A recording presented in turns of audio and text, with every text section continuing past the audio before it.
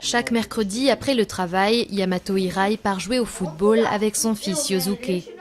L'occasion pour eux d'honorer leur héritage culturel aux côtés d'autres joueurs originaires du Brésil.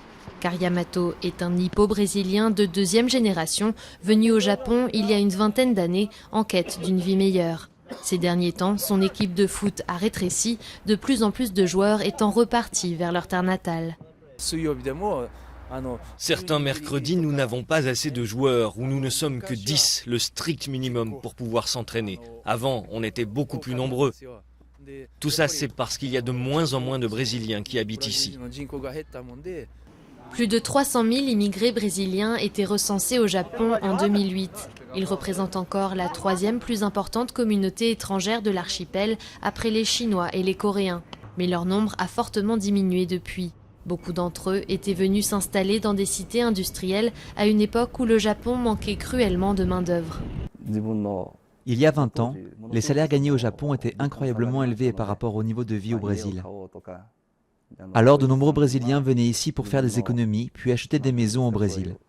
Des médecins pouvaient même y ouvrir leur propre clinique après quelques années d'exercice. Les gens venaient s'installer au Japon, des rêves plein la tête. Mais les temps ont changé. L'économie japonaise a ralenti alors que celle du Brésil est en plein boom. Pour des villes comme Toyohashi, les conséquences sont énormes.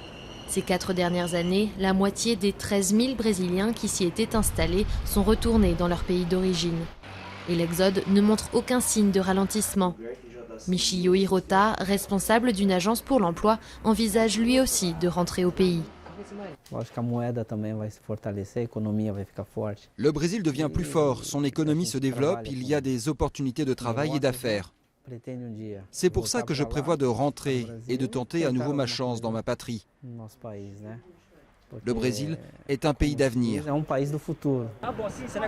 Le but est toujours la réussite économique et un meilleur niveau de vie. Mais de plus en plus de ces footballeurs trouvent qu'ils jouent en fait pour la mauvaise équipe.